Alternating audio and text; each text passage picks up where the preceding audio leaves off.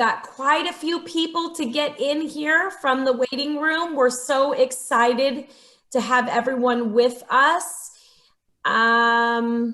Let's see. Oh my word, look at this. Look at all these people. Thank you for joining us this evening.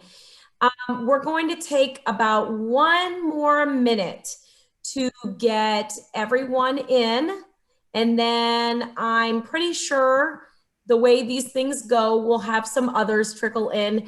While everyone's getting settled, if you would go to your settings, please, and choose speaker view. That way you will, once Nancy gets going, you will have access to focusing on her presentation and her slides.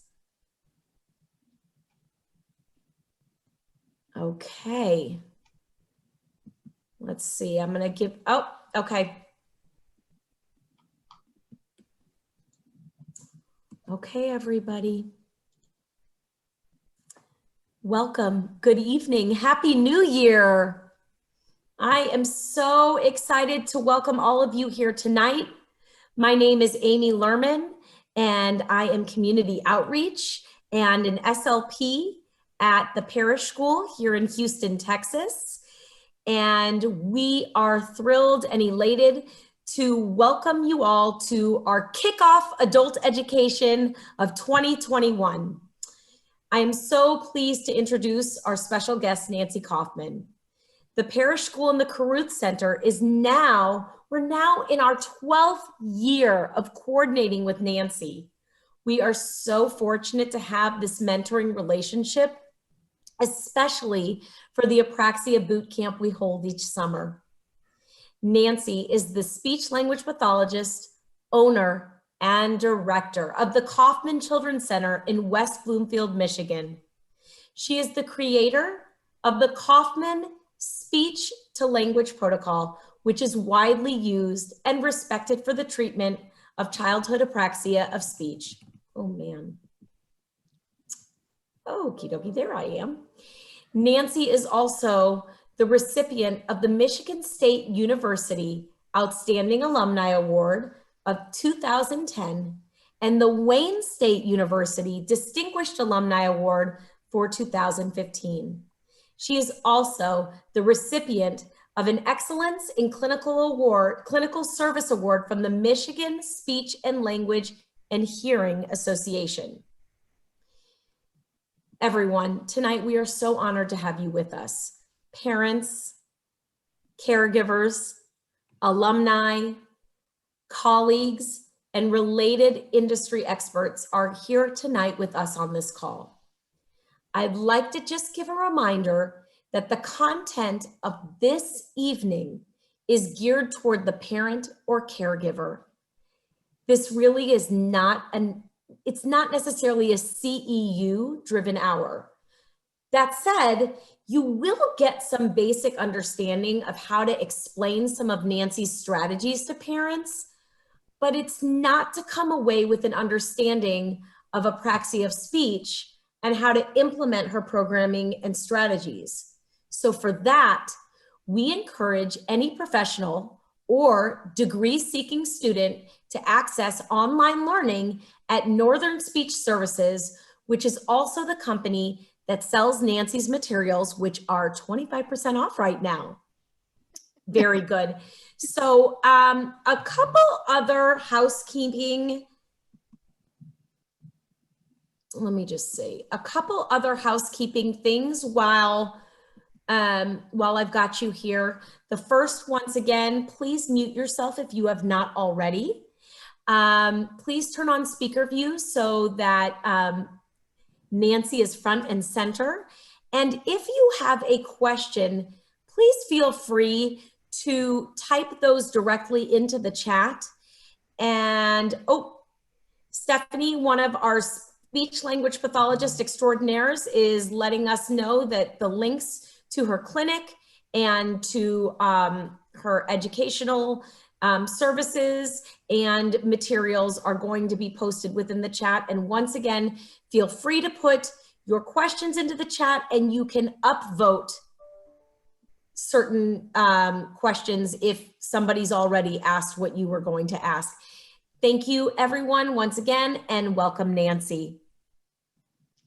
Thank you so much, Amy. I want to say, first of all, Happy New Year to everyone, and I hope you are all well. I'm so fortunate to be able to speak with you tonight because this is what I love. And everything that I'm going to share with you tonight is something that I learned from the children.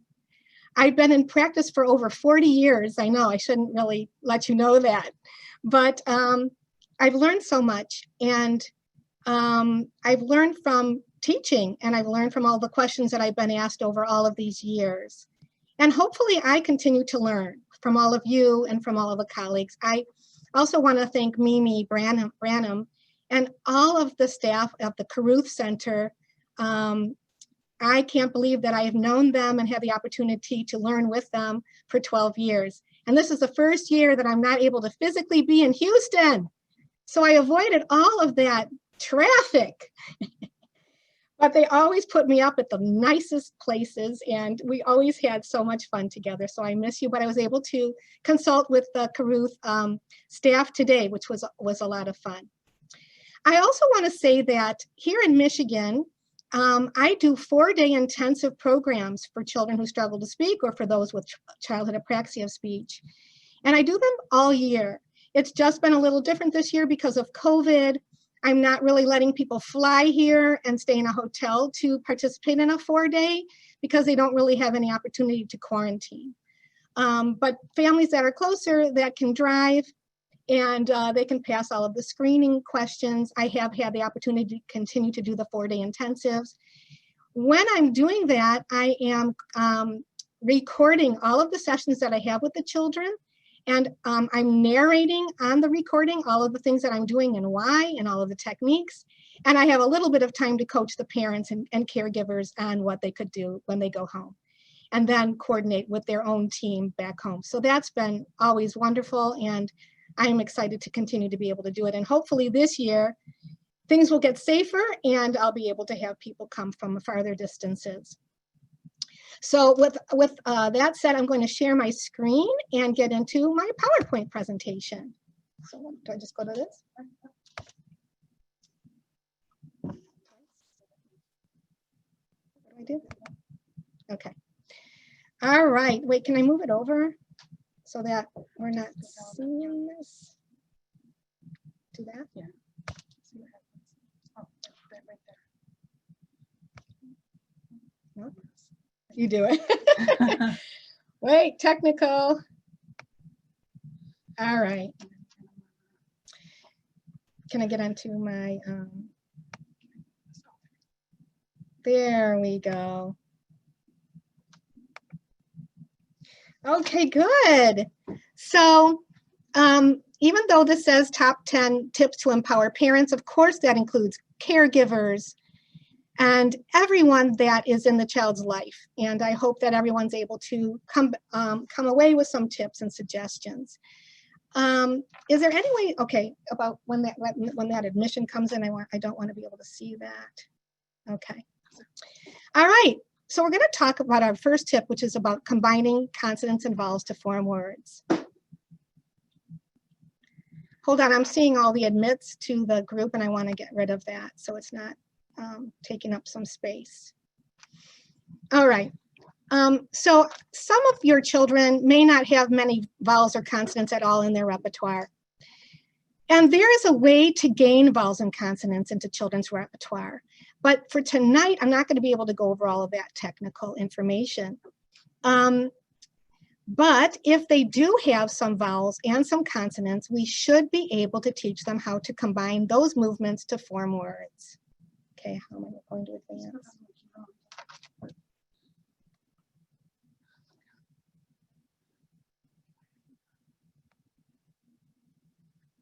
Okay. All right. It is okay. Sometimes we're trying to teach children full words, which would be very difficult for children who struggle to speak. And it's okay to teach them an approximation of the words that are important to them. And when we teach approximations, we're going to do that on the basis of the vowels and consonants that the children are able to produce. And we're going to think about, what do children do who are typical developers when they're just learning to talk? Because when you're just learning to talk, you don't produce whole words necessarily, right? I've been listening to my my granddaughter, who's 18 months old, and when she started to try to say ball, she said baw, and she left out the final consonant, which is very typical for children who are just learning to speak. When children struggle to speak, very often we might have to help them to just leave off a final consonant so they can say the consonant vowel of the word. And so teaching a child to say ba for ball is perfectly fine.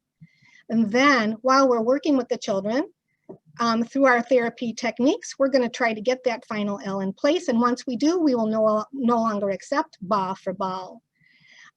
There are so many ways to simplify the motor plans of words.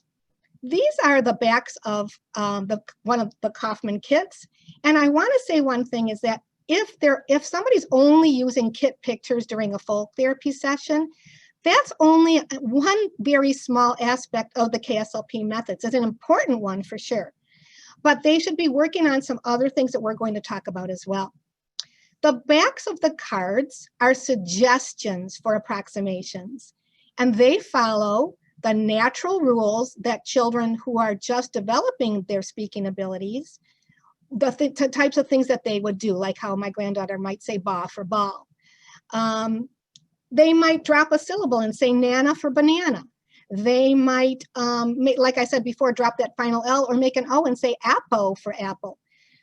The thing of it is that it's a top-down approach. We want to show a picture, ask the child to say the full word and see how they've produced it, and then try to give approximations, get the highest level of an approximation that we can give them, just short of failure, and then keep them at that approximation. So if they can't say appo, maybe they can use a B, which is not even on this list, but try appo. Maybe they only can say the main vowel of the word, a-o. But we're going to find out what is their best approximation. We're going to help them to say it, and then we're going to ideally have them say their best approximation in order to gain access for it to the apple, or gain access to getting bubbles. So is it okay that my picture's not on there at all? Okay. So remember, the backs of any of my cards are suggested approximations, and they follow natural phonological development. So it's not unnatural for children to use approximations, and typically they do. But children who struggle to speak may not know how to simplify a word, and we have to help them. And we want to get to the highest approximation we can, just short of failure, help them to use that term, especially to gain access, meaning to make a request or sometimes a comment. Motivation is very underestimated by so many of us, and that's why I wanted to say a word about it. It's really important for us to keep children motivated, especially during a time when very many of the children are in telehealth rather than being able to see their therapist face to face. We need to find highly preferred items and activities to keep them motivated and attentive, cooperative. And so if a child is unhappy to attend their therapy sessions, it's really our fault. It's really the responsibility of the SLP to keep them motivated. And sometimes children, as you know, may not really like typical toddler toys. They're not motivating to them. We have to find things that are motivating. I once saw a child who only was motivated by cell phones, which I don't blame her, eyeglasses, and surgical gloves. Now, at this point in time, everybody's got gloves in their offices, so that's good. But those were the things that motivated her. And so that's what I needed to use to keep her motivated and attentive and happy to participate. And we have to ask the parents and caregivers, what are those things, and have them handy. Sometimes parents and caregivers see us working with a specific toy that the child loves, and they want to go right out and buy that toy and have it for the child. Well, then it loses its power. So then when the child's with us, that toy loses its interest. So I'm going to say, try not to go and run to the store to buy some of the things that you see, but maybe to buy something that's like the item that the child loves. Maybe the child loves a pop-up toy. Maybe there are other things that pop up that are at the store that would be just as delightful to your child rather than the exact same thing. Another reason that children are maybe unhappy to attend therapy sessions is there's too much pressure. And it's up to us to back off about putting too much pressure on the children. And even some children don't like to perform. And while we're not thinking we're putting too much pressure on the children, a child that doesn't like to perform isn't going to even want to imitate. So one of the things that we can do is go, instead of to working on vocal imitation or imitation of vowels and consonants and syllables and words, we might have to back up to just, hey, let's just do a gross motor act. Or what we might want to do is go back to just playing. And one of the things that I learned from a colleague of mine is to be the giver of good things. So when we're with the child, we just hand them things that they love and they're delighted with, and we become the giver of good things. Whereas that child will be more likely to want to perform for us because we have been someone in their life that is providing them with happiness. And then go into something really, really easy for them to perform. Like I might just touch the table with my hand and say, hey, do this. And then they might not do it. But because that's a gross motor imitation, I could hand over hand, take their hand and put it on the table as though they're doing it themselves, and then provide them with something highly preferred. So we can start with something easier, more gross motor, do this, have them do this, and have them do this, do this, do this, ba, ba, ba. And slowly we've gotten into a performance task that has to do with vocal skills, and the child is happy to do it because they know that when they do it, if they can't and they're unsuccessful, we're going to help them. And they're also going to get highly preferred items and activities as rewards. And here's just a lovely picture that Mimi supplied for us of the toys and activities that they love with their children. Sign language. I know that there are many parents and caregivers that are fearful when they're told that we want to teach their children sign language. Well, sign language is actually an excellent bridge to vocal communication. So I really want to allay your fears. And we use sign language all the time in a very specific way. The method is called sign to talk. Very often we're using that method, especially for children with autism disorders, who might be minimally vocal. And sign language is a really good way to gain vocal skills from them. So I'm sure that many of your kids who are taught sign have been taught the sign for what? More, maybe want, maybe please, maybe help. And I used to do that as well. I used to decide to teach those signs as the first signs to teach children until I learned that maybe that's not such a great idea. Because when a child does that, they might be signing want, and I don't know what they want. And so they might scroll to please, which that gets me good things, or maybe they'll scroll to help, that gets me good things, and maybe to the more. But none of them get them exactly what they're asking for because the listener doesn't know. If the child walked into my therapy room and signed more, I wouldn't know what they wanted. And that's why when we're going to teach some initial signs, it might be a better idea to determine a few favorites. What are favorite foods, drinks, toys, activities, and then teach a one-on-one match to those signs. So in other words, if you want to teach a sign and cookies are highly preferred, then we're going to teach the sign for cookie. And by the way, we want to know what is the child's dominant hand, because their dominant hand might be the other hand. which case we're going to have to teach Cookie the way that what they would do it with their dominant hand. But we're going to teach the sign for Cookie rather than the sign for more, want, please, or help, because those can be very general and they're not successful communication. So we've been talking about signs, which is really an alternative communication. AAC devices can come into play, and I am not an expert in them at all, but I wanted to put them into this category that many children are using iPad apps or electronic devices, and those are also fine. I think the message is this: for signs or for AAC devices, they should not be utilized without also practicing vocal skills along with them.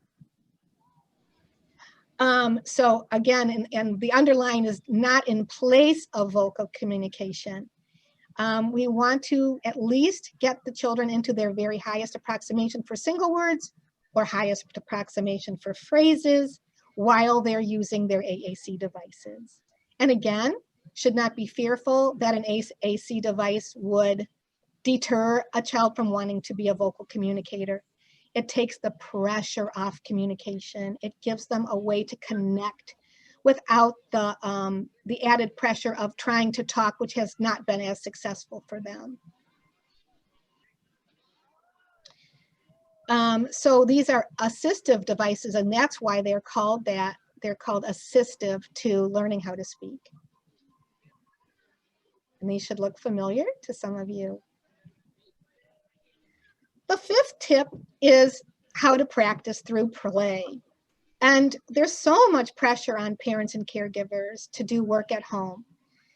And we also know that there's so much pressure if the child has other therapists, that OTs might be giving you homework and PTs might be giving homework and AAC specialists and the like.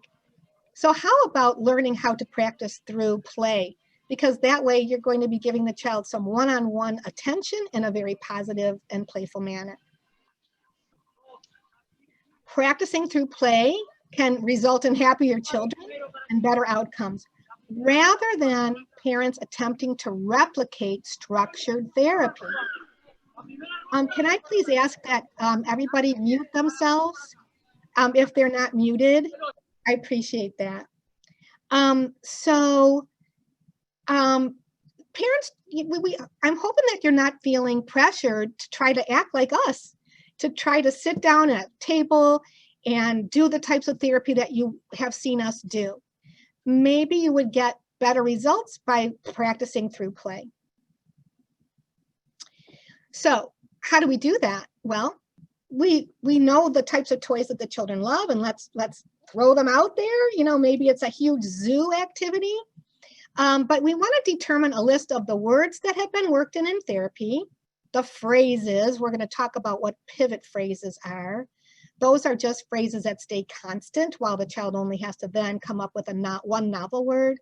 So like open is a pivot word because it pairs with just having to push in one novel word. So open door, or open eyes, or open toy. Just like a take out can stay constant, so that's a pivot phrase. I have is a pivot phrase. I want is a pivot phrase. We're going to talk about those pivot phrases a little later. But we want to incorporate single words and phrases that are not complicated into play. And we're going to talk a little bit more how to do that down the road. This is my doghouse game. What's in your doghouse? And it was meant for to have something to do for individual children, but also in a group. These little dog houses, you can work on the word open as a pivot word. You can do open in the color of the doghouse, open blue. You can do open house, but then once you open it, there's an object in it, and so we can work on naming that object with best approximations. We can get into a pivot phrase of maybe naming its function, and talking about the language of games, which are things like how to use language for turn taking. So that's just one of my materials that would lend themselves to some language and some pivot words and phrases. Final consonants. So how often does a speech and language pathologist say to you, your child really is struggling with final sounds? probably most every child who struggles to speak struggles with final consonants. And it's our fault by saying, hey, you need to emphasize final consonants. The parents and caregivers are listening to us. They're listening to our suggestion. But what we might have failed to say is that we don't want the addition of a vowel, which we call a schwa or an So if we're teaching the word nap, remember that it's nap, it's not nap-pa. And I know some of you are nodding to yourself and saying, oh, I've been doing that. And that's why we're talking together tonight. Don't do that. So if it's book, it's not book-ka, it's book. If it's boat, it's not boat-ta, it's boat. And I'm showing some visual cues, which we're going to talk about as well. So no schwas. And it may be our fault for not explaining that well. But initial consonants are tough too, because initial consonants are paired with a vowel, whereas final consonants, there isn't anything else that they have to be paired with. They're the end of the utterance, whereas an initial consonant has to be co-articulated with a vowel. And it can be pretty difficult to co-articulate one consonant to a vowel. But let's talk about some tips about initial consonants. If the initial consonant is replaced or deleted even, probably the reason is the influence of a final consonant. So example, in the word boot, a child may try to say boot as doot. And technically the reason is because of the final T's influence, so that we know that that T, you have to use your the tip of your tongue and put it behind your teeth, the alveolar ridge. And so they want to start there too. And they'll start with a voiced version of a T as a D and say doot. It's easier to go from a D to a T than a B to a T. And so because we know that final consonants are often the reason why initial consonants are erroneous, we're going to segment away the final consonant. So in the word boot, first of all, we don't want to segment away the initial consonant, which I see a lot of videos of parents and caregivers, and they're going to say ba-oot. Well, we don't want ba-oot, and we really don't want to segment away the initial sound and say ba-oot either. We really want to try to keep the B with the vowel, boo, and then pull away the final consonant. Remember, because it has that influence on the initial consonant. If we pull it away a little bit, it won't have that influence as much. So we're going to say boot. Okay, prolong the vowel and pull away the final consonant, ideally with some kind of a visual cue. All right, so again, we don't want the initial consonant with a schwa. We don't want ba, oot. We don't want b, oot. We want boo.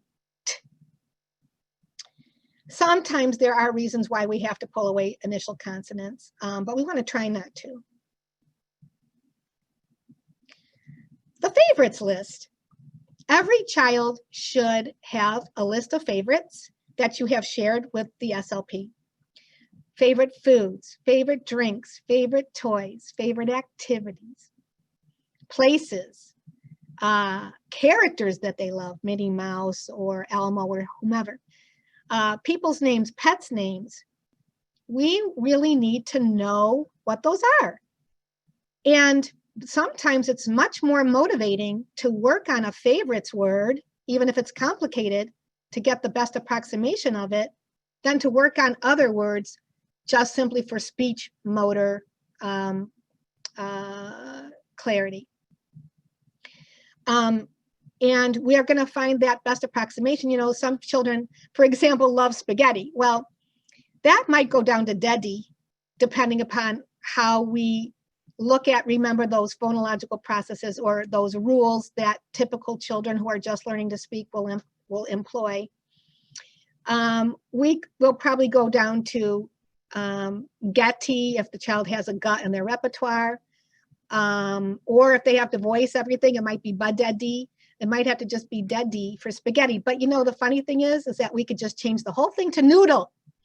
And that final L could go to an O because, again, that is a rule that children who are just learning to speak would follow. They might make a final L and O and go to nudo or nudos, and the children will be then able to ask for spaghetti, but say it as noodles. So we need to look at all of those different words that are in the children's favorites repertoire, find out best approximations, make sure parents know what those approximations are. Now, as we are continuing to work with the children in therapy, those approximations are going to change. So for example, let's say the child doesn't have a K in their repertoire, but they love cookies. We could replace the K with a T and teach tutti. Again, that follows those rules that typical children who are just learning to speak would implement. But then all of a sudden, we finally gain the K into the repertoire, so K is there.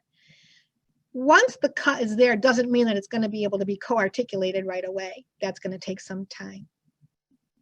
But if we reconfigure the word cookie to cook, and then push in the E a little bit more, a little later, so cook, E, we might be able to get cookie, and that's going to be better than tutti. And we're no longer going to accept that approximation once we're able to move ahead on the adult form of words with a better approximation, and ideally toward perfection of those words. Perfection of the favorites list is so important, especially for children who are unintelligible, because those are the things that they're going to want to talk about a lot. And if those words are produced well, we can then try to figure out the rest of what they're trying to say. We're going to ask our SLPs to give us, hey, what can my child say for this word?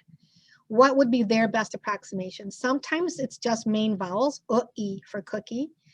It might just be cook.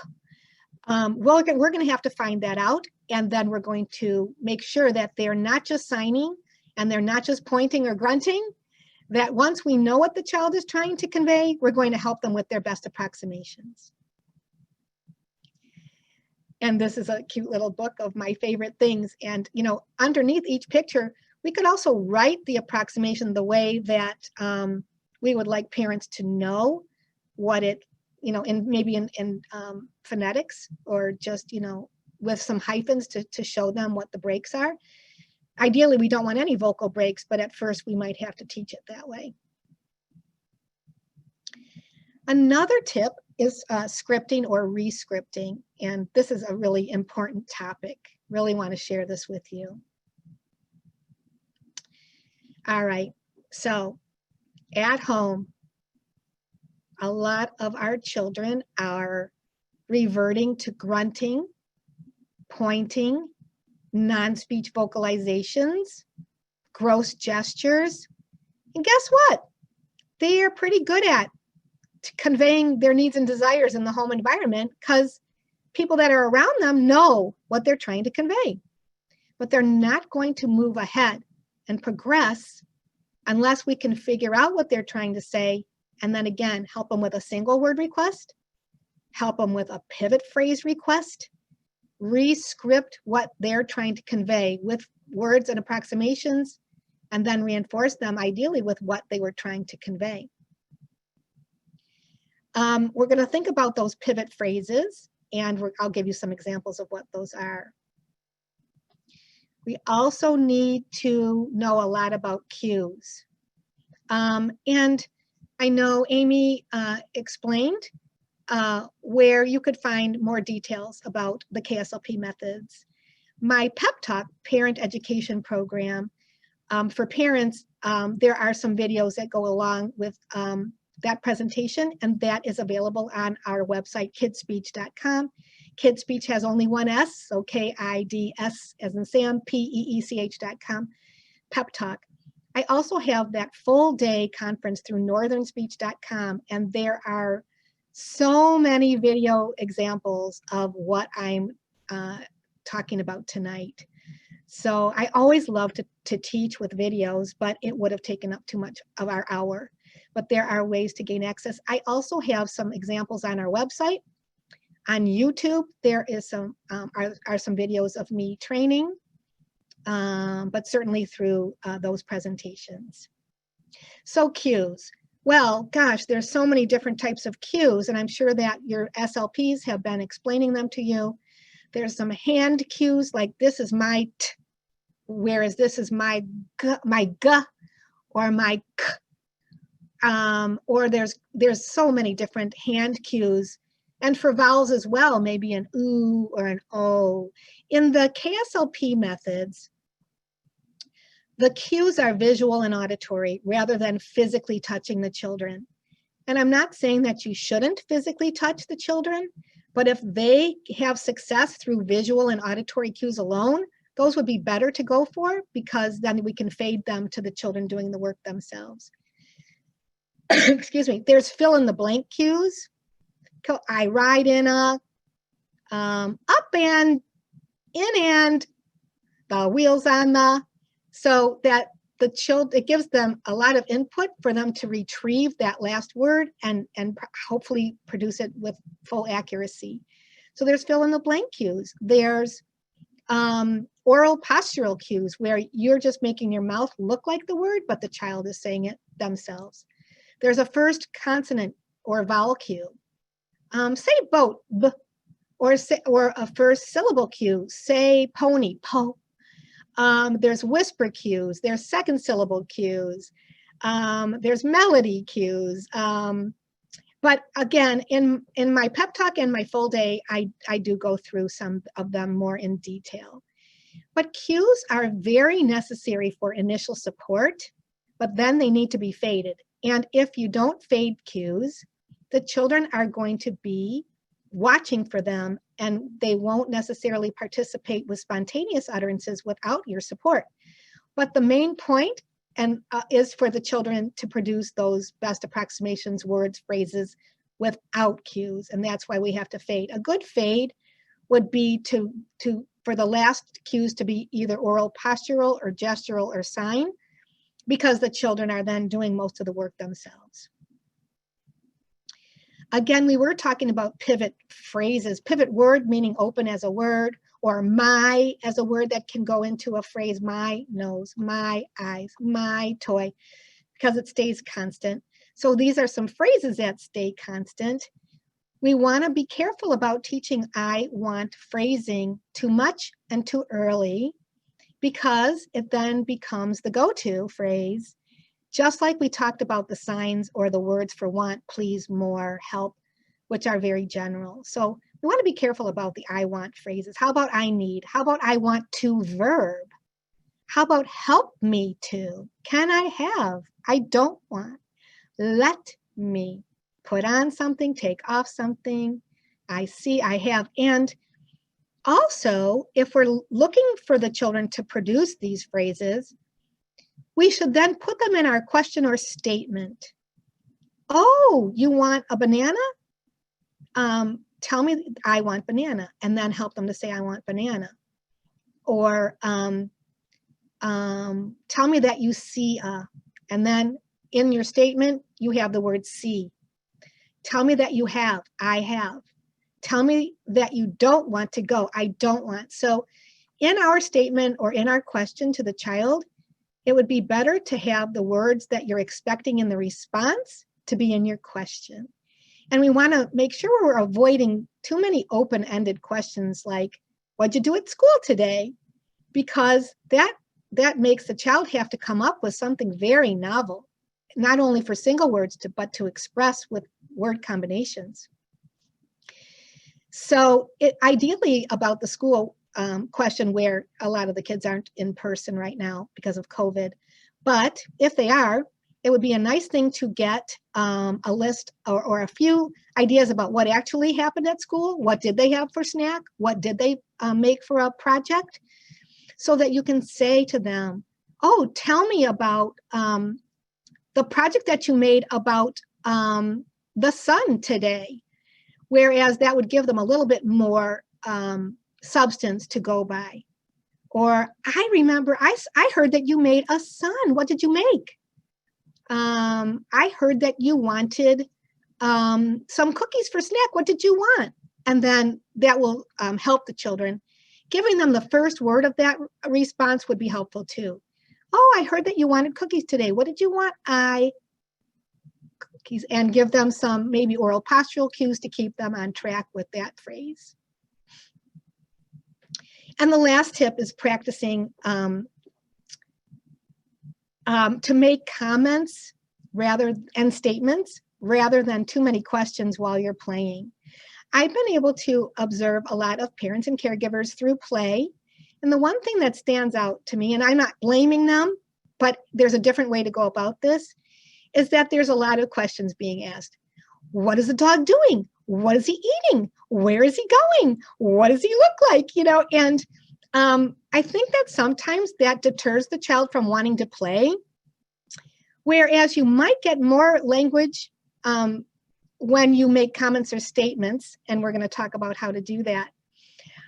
So you might want to practice a whole play activity without asking any questions, which it's a lot harder than it sounds.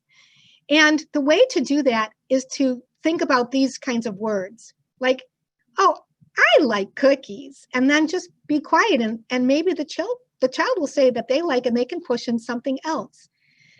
Oh, I wish I had a cookie today. I like chocolate chip, and it might spur them on.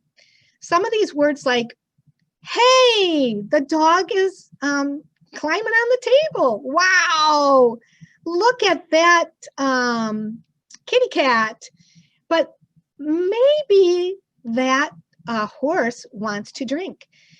Starting out our utterances with some of these types of words and practicing playing without asking any questions might help the child to be more want to play with you, have a better desire to want to play because they're not getting showered with questions.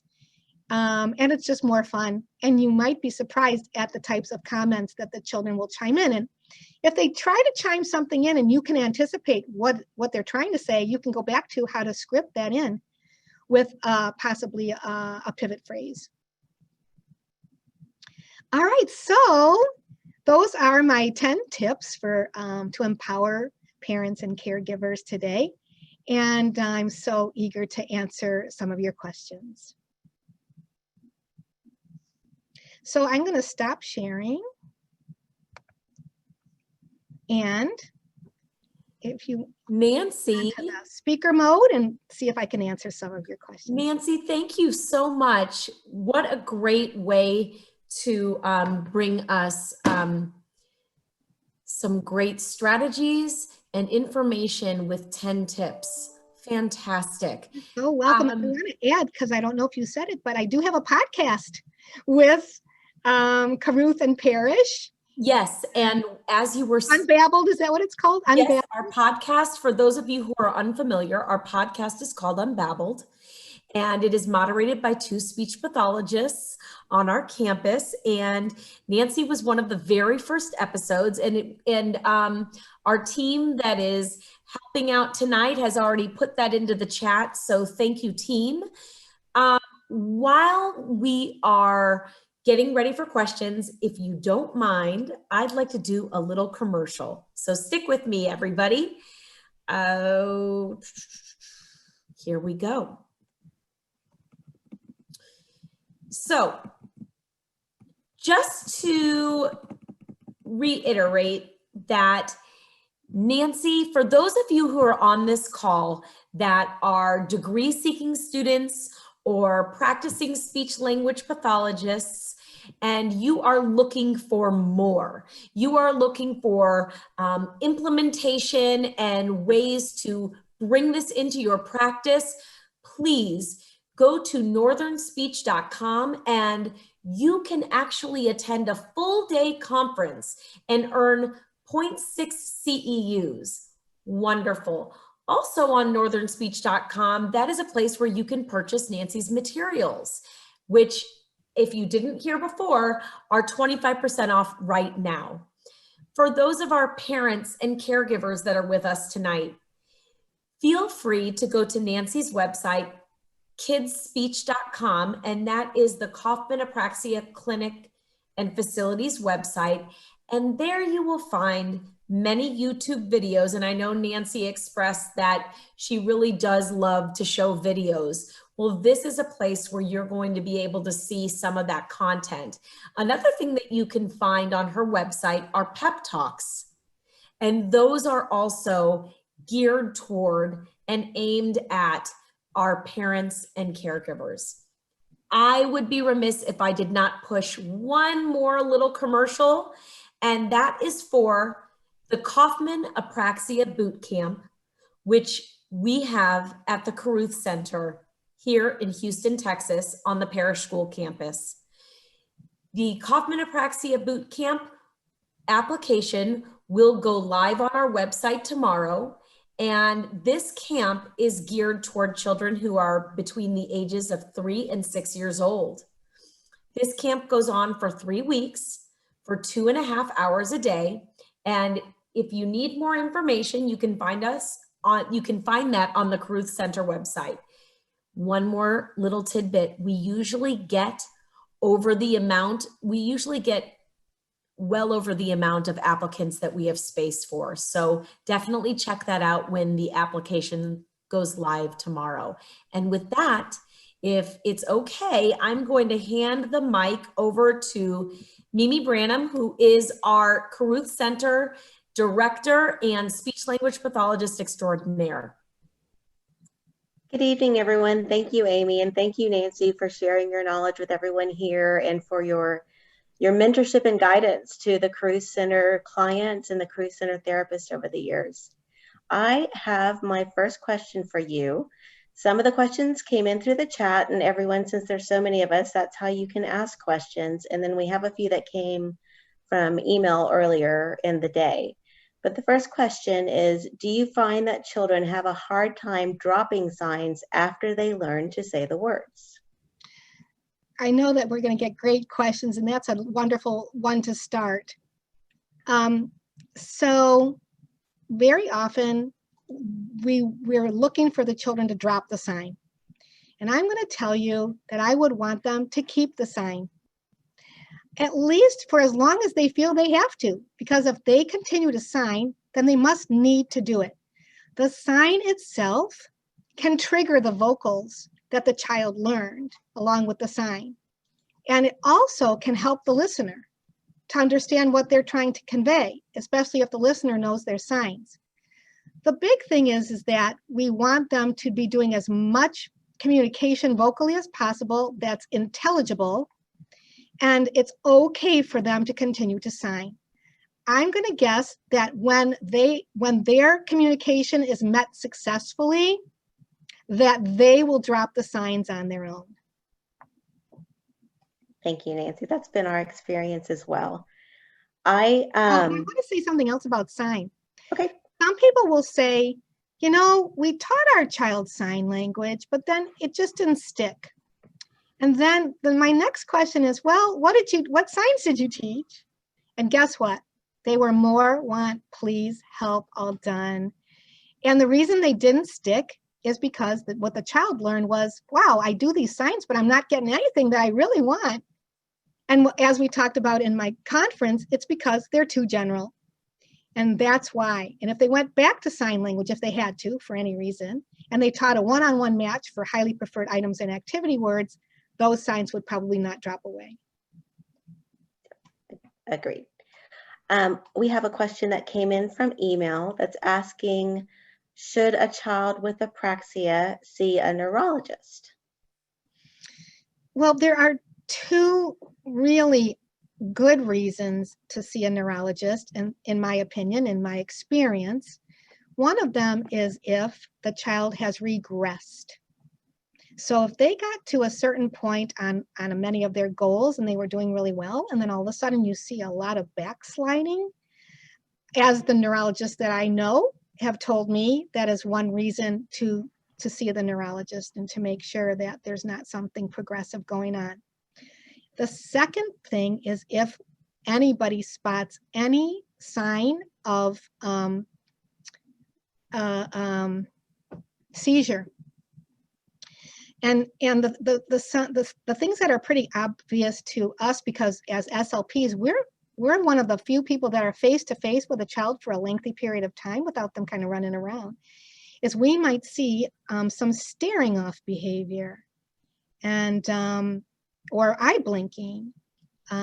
But it's our job to point that out, and that would be another reason. We would always want you to talk to your pediatrician first and let them be the ones to refer you. But those are two pretty obvious reasons as to why a child should see a neurologist. But if they just simply struggle to speak and they don't have any other things that we call soft neurological signs, hard neurological signs and symptoms, the chances of a neurologist finding any causal factor would be pretty small. We really don't know. We don't really find out causal factors from neurological testing as we know it. Thank you. We have two people in the chat who are asking for resources for older children with childhood apraxia of speech. Specifically, one is 7 and one is 9. You can find some, and I don't really have the opportunity to work with older kids very often because we're such early interventionists, and very often children aren't talking at all at age 2, and then we're going to be seeing these kids fairly early. But Apraxia-Kids.org, I'm sure, has a whole list of things that are appropriate for older children. So the Apraxia Kids website, apraxia-kids.org. It's a great resource, Nancy. Thank you. We have a question that says, my son is 3 and we've seen many speech therapists over the years. One has mentioned apraxia, but others have said he's too young to diagnose it for sure. How do you know if a young child has apraxia? So we may not know. And what I want to continue to say is best practices for childhood apraxia of speech are best practices for anyone who struggles to speak. Any child, let's put it that way, who struggles to speak. If we implement these best practices and the children move along really quickly, so it was just a speech delay, we're happy that we had that opportunity, we're happy that they're doing well and they're on their way. If we have a child who we suspect has apraxia, we'll try some apraxia techniques and hopefully they will work, and maybe it will be slow if they truly have CAS, and we're happy to have begun the practice of implementing strong strategies. We were just talking about this with my staff, but pretty much if a 2-year-old is not talking, they need to be evaluated. That doesn't mean that they have apraxia of speech. They just need to be evaluated because children should be babbling, cooing and babbling and attempting some approximations in first words, you know, maybe even starting at 6 to 9 months, and not the cooing and babbling that happens earlier, but we really want to see those 2-year-olds. If you already know that your child has a syndrome or that they had other developmental delays and they're not talking, even more of a reason to get them to a speech and language pathologist. The earlier the better. Early intervention really is very important. I can't tell you how many children I was able to see when they were very young. They had some pretty severe challenges, and they're unrecognizably different from their peers. And I know because I'm old enough to know them now as adults, and now they're married with children, and I'm too old for this anymore. But you know, the outcomes are just incredible if we can get them early and do a lot of repetition and get the the support of parents and caregivers. The fact that we had about 600 people sign up for this particular conference is amazing, and that means that there are so many people that are really interested to help their children who struggle to speak. Absolutely. So we have a question in the chat, and we have a similar question that was emailed to us. So I'm going to kind of merge the two and summarize it. But what is the importance of finding a speech language pathologist who has specialized training in apraxia versus one who does not? Well, Childhood apraxia of speech is a pretty specific type of disorder, and it requires specific techniques. You know, if you have the measles, you don't want to go to somebody who only specializes in the mumps. I guess I should say it's probably not the best analogy. But the techniques that we would use for children with apraxia would be different than traditional articulation therapy. And that's why it's important. Thank you, Nancy. Trying to see which one to go to next. So someone did ask, do you believe that childhood apraxia of speech is genetic and runs in families? Well, so that's a good question, and it's not just a belief. Because I've been in practice for so many years, I've certainly seen this run in families. We know a little bit more about genetics. There are syndromes that I have seen in families where they have more than one child with that particular chromosome analysis. It's not a bad thing that if you have a child with apraxia of speech and another child coming, coming into the family, that you certainly want to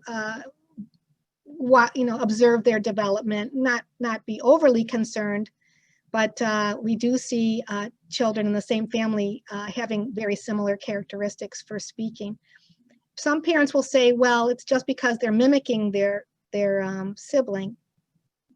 I wouldn't take that for granted. I would have that child evaluated. They could sound alike, but that doesn't mean it's because they're mimicking the sibling. It means that they may also have apraxia of speech. Yes, yes. And then we also have two similar questions in the chat about younger children. So one from Abigail, my son is 2.5 and has around 4 approximations. What should we focus on at home at this point in the process? He gets very frustrated when we don't understand what he needs. Well, the first thing I would want to ask is, can they have an evaluation? Remember that the public schools are obligated to evaluate children. I think it's different in every state.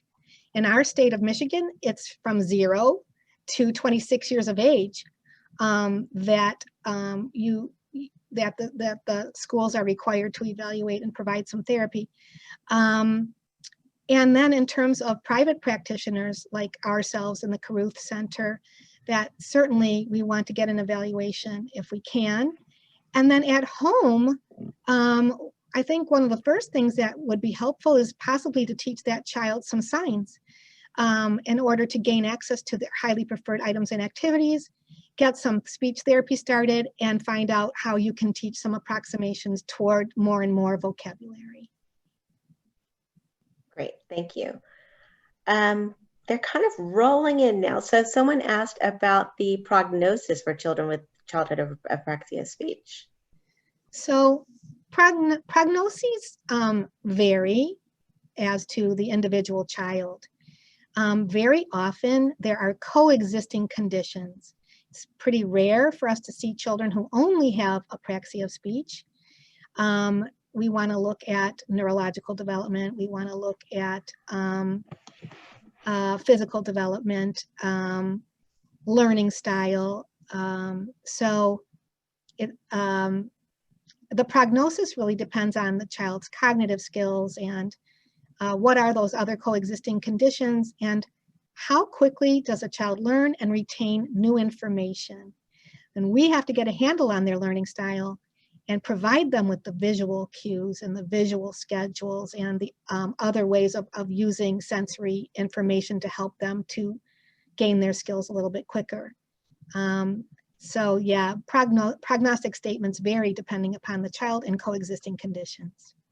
Yeah. So I think I'm going to have time for 2 more questions. It's 7 o'clock now, so I do want to wrap things up. Nancy is an hour ahead of us. Call me, because I like to talk on the phone. So feel free. Nancy has never turned down a question from us. I'll say that. And we've probably thrown just about everything at her in the past 11 years. So this first one's a doozy, and I don't know if you can sum it up quickly. Thanks a lot, Mimi. But how is apraxia different from other speech delays? I have to think about this. So apraxia has to do with coordinating oral motor movements. So that Thank you. See you later. What? you have to turn off I a got it. microphone. Okay. And so children with apraxia, very often if it's not severe executive apraxia where the child hardly has any vowels or consonants, but if we're talking about apraxia of speech where the child has vowels and consonants, they struggle to combine them.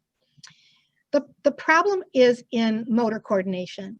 The problem is in being able to combine movement, the movement being vowels and consonants when you're talking about speaking. Articulation errors are errors on isolated phonemes or on isolated vowels or consonants. If you don't produce R in isolation very well, then you're also not going to produce R very well in connected speech. But that's articulation, the wed, wabbit, wan, a wugged waste. That's an articulation disorder. There are also disorders because of faulty auditory perception and processing of language. So if a child doesn't easily make sense out of spoken language, they are probably going to mispronounce words as well.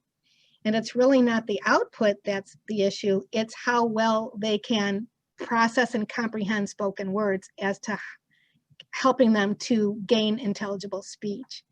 There's also dysarthrias, and those are errors due to weak musculature. So they're very neurologically based, and they cause the child to sound mushy and weak and garbled and imprecise.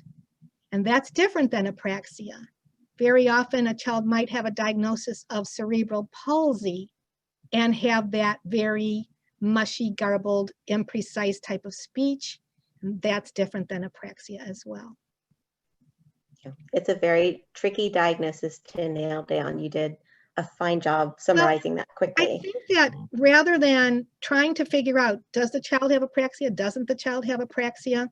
Again, I can't reiterate this more strongly. If a child struggles to speak and they can produce isolated vowels and consonants and maybe a few syllables, I would implement best practices for apraxia of speech and see what shakes out. Yeah, agreed.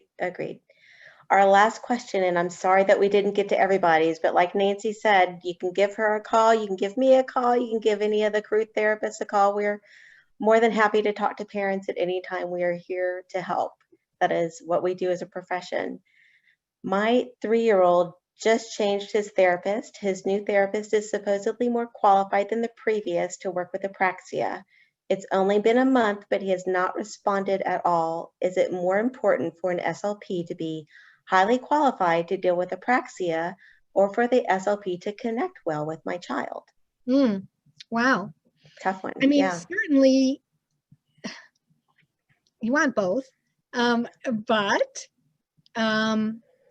you have to get some of the initial things like connection, like you asked where the question is asking about connection, motivation, cooperation, imitation. And if the child's not likely to get into any of those things because they don't connect well with another person, I would say that it's more important to be with the person that they feel the most comfortable with. But for you as parents and caregivers to empower yourself to know what are best practices for childhood apraxia speech and make sure that you are finding somebody that has those qualifications. Thank you, Nancy. Thank you for taking these questions. I'm going to turn it back over to Amy. Oh my goodness. Thank you, Mimi. Thank you, Nancy. It has really been an amazing evening, and it's hard to believe the amount of questions, the amount of information, and the lack of hours in the day.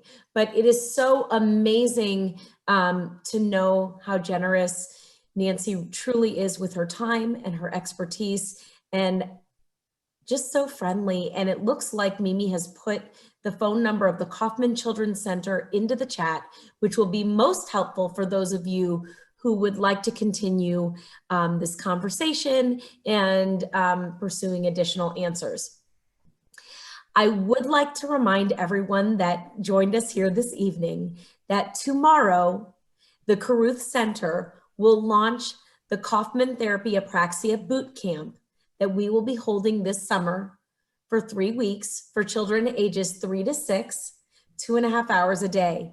Please go ahead, if you are at all interested, go ahead and check that out tomorrow. Now, we have 4 other camps that we will be so excited to kick off this summer as well, and they are amazing.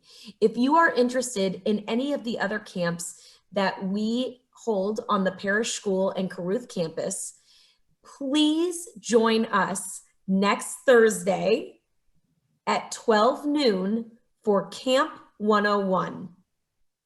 We will have both Mimi Branham, our Carruth Center Director, and Molly Weisselberg, who will be there. She is our Camp Acorn Director, and they will be there to answer all of your questions about the wonderful programs that we feature on our campus. Once again, thank you everybody for joining us this evening, and please check back because we have wonderful adult education opportunities happening every month, and we are so pleased that you have been here with us tonight. Thank you again to Nancy. You are truly amazing. You are an inspiration to so many of our therapists, families, and children. Thank you so much.